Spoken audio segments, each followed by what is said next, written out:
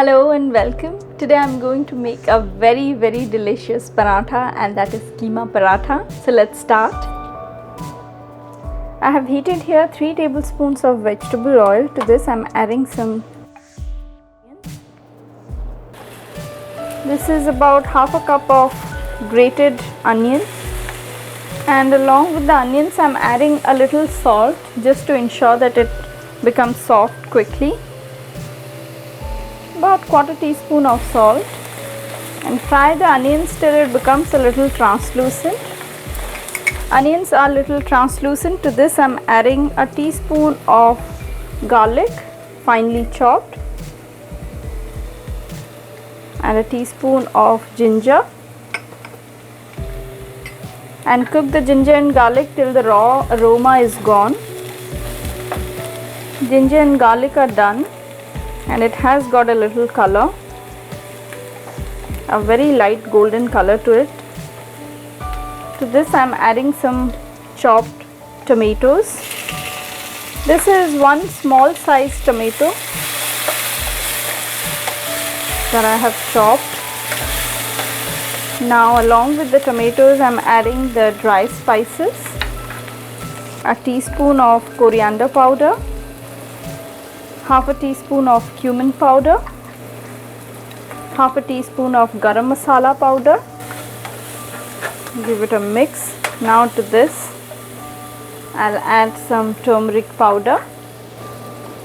Now goes about a quarter teaspoon of turmeric powder and red chili powder to your taste. So do ensure that before you add in the dry spices, your heat should be medium to low, otherwise you'll burn the dry spices. And if you're not very comfortable adding dry spices to the pan, then you can do one thing. You can take all the dry spices and add a little water to it, and then you can add it to the masala. In that way you are not scared of getting your dry spices burnt. This is done now. To this I'll be adding the chicken keema or the minced chicken. This is 1 cup of minced chicken. Chicken takes very little time to get cooked, and do ensure you are mixing it continuously, otherwise the lumps will be formed. Now along with this I'm adding some salt to season it well. Keep on mixing it. Chicken takes very little time to get cooked through, so it's almost done now. I don't want to overcook my chicken.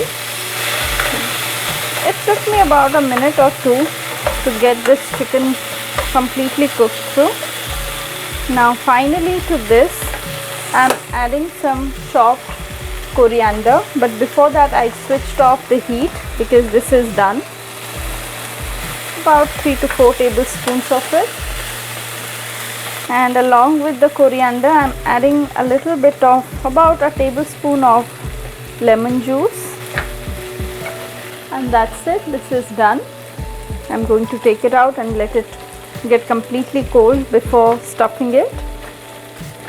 Keema is cooked. The next step is to make the dough, and while making the dough I don't want it to make very simple. Rather I add a little yogurt and some besan. Besan actually makes a lot of difference. It brings a lot of flavor to your paratha, but if you want to keep the dough a simple dough, you can do it. So for the dough I have here 1 cup of atta or wheat flour, about half a cup of yogurt, 1/4 cup of besan or chickpea flour, some salt, and about 2 tablespoons of vegetable oil. I'm going to start by adding the atta. Now goes the besan, a little salt, 2 tablespoons of vegetable oil, and the yogurt, and then I'm going to add a little water as required just to make a nice soft dough. give everything a good mix. All the ingredients are well mixed. To this I'm adding a little bit of water because already the yogurt had some moisture, so I need very little water for the dough.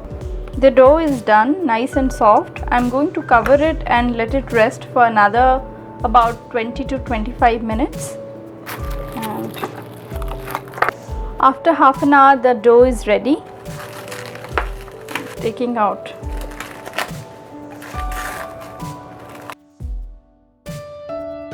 Taken a little dough and I'm going to flatten it with my hand. Do ensure that the center is nice and thick and the edges are pretty thin because we are going to stuff it. Now goes the stuffing. Couple of tablespoons of stuffing.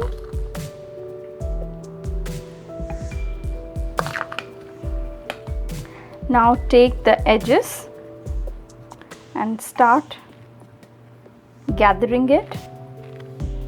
It's very easy to make this paratha. All you need is to gather the edges, and if you find some air pockets inside, do ensure that you're puncturing it with a fork just to ensure that all the trapped air is released. Once it's flattened, I'm going to roll it out. The keema paratha is ready. I'm going to cook it in the pan and cook the paratha on both the sides till it becomes nice golden and brown. One way of knowing the bottom is getting cooked properly is to see the small bubbles all around the paratha. Once you find the bubbles all around, that means the bottom is cooked and it's time to flip. I can see nice small bubbles in the paratha, so it's time to flip. Look at this brownish dots all around the paratha. Add a little oil or ghee, up to your choice. I like it with a little oil, so I'm adding it. If you want to add butter instead of oil or ghee, you can always add it. Look at this nice golden and brown. Keep on adding a little oil on both the sides. Look at this, the paratha is nice and golden and brown from both the sides. Now I'm going to take it out and I'm going to cook the rest of the parathas. Keema paratha in itself is very flavorful, so I prefer it eating with a little yogurt, but if you want to serve it with some kind of curry or any other chutney, you can do it. Definitely try this very delicious keema paratha and don't forget to let me know about it. We will meet next time and don't forget to subscribe. Till then, bye bye.